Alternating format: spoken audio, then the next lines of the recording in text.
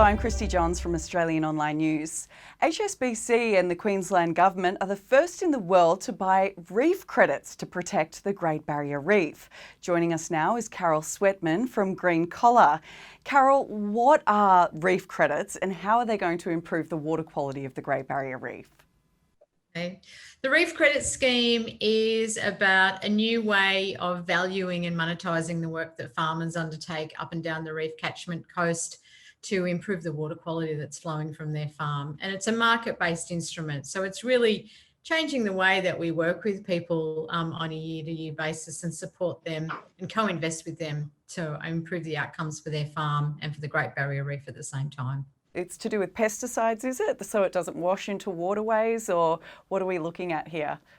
The two pollutants that we are most concerned on the Great Barrier Reef is sediment that's flowing from things like gullies and stream banks on farmers' properties, but also nitrogen that comes from the fertiliser that's applied to crops such as sugarcane, bananas, horticultural crops up and down the coast. So they're the two things that we're really focused on.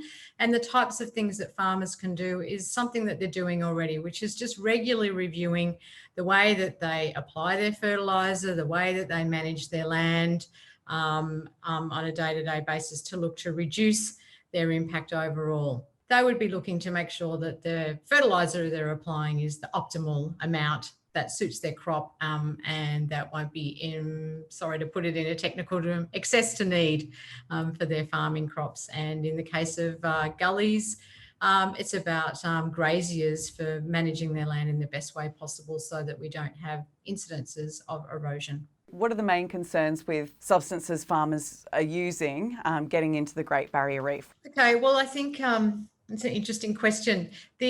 One of the things you need to understand is that these are important practices. You know, agriculture is an important industry to the whole of Queensland, and it's what feeds us, it's what clothes us. And I guess it's just the circumstances that we find ourselves in a situation where there's a lot of that activity up and down the coast. It's very close to the Great Barrier Reef. In some places we have very high rainfall.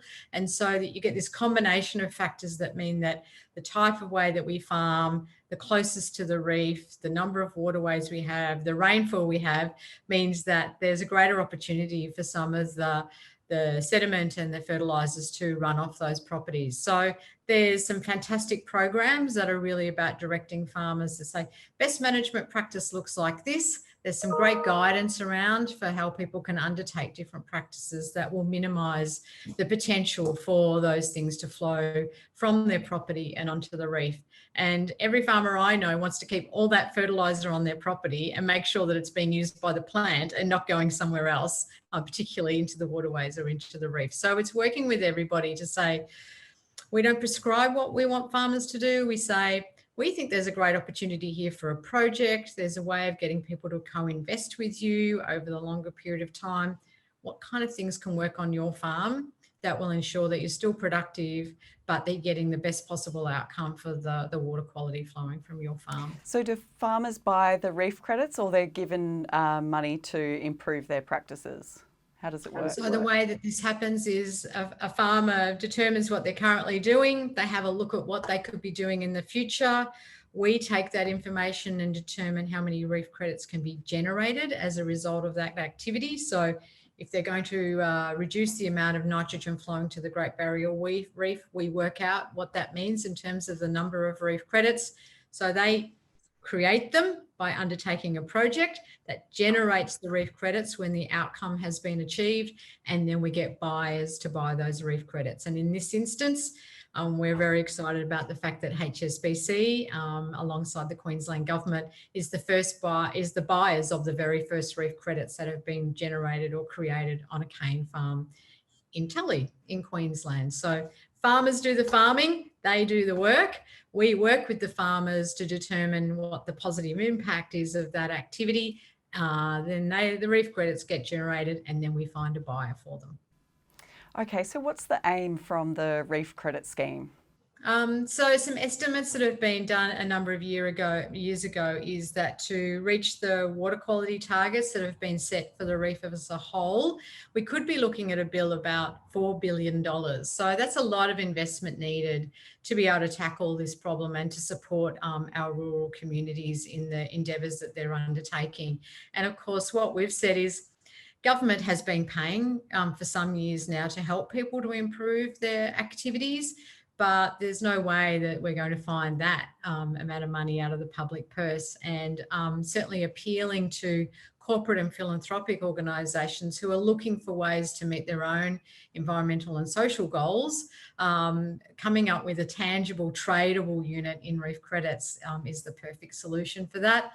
The credit is something that's credible, it's real, it's audited, and it's based on an outcome that's already been achieved. So people can with confidence say, I've bought one reef credit and I know that in buying that, 1 less kilogram of nitrogen has reached the reef. That's fantastic. And so you say it will be audited, so it is a scheme that does need to be policed? Yes, so police is perhaps not the word that I would use, but the number one that's really important here is it's a voluntary scheme. So it's not a regulated scheme that's run by government. It's a voluntary scheme that's administered by an independent organisation. And the requirements for someone to have their reef credit validated and verified is that those projects are audited. And as part of our role, we engage auditors to do that, but they are all independent of ourselves and the farmers, and that's what gives the reef credits their credibility. And you find this globally, the carbon market, other environmental markets. The notion of an independent audit is a very important component to ensure that people say, if I've bought one of these things, I know it's real, someone has checked this, and it's just not on the say-so of someone. It's a very crucial component. Did you want to add anything else at all? Probably a couple of things are important. Just to reinforce, it is a voluntary scheme. It's independently audited. And it's really about farmers saying, these are the things that I know I can do on my farm. It's not something that's being, imposed upon them. So every agribusiness can say, for the business I'm in and where I'm at with my property, this is what I'm able to or prepared to do, all things that I'm happy to experiment with.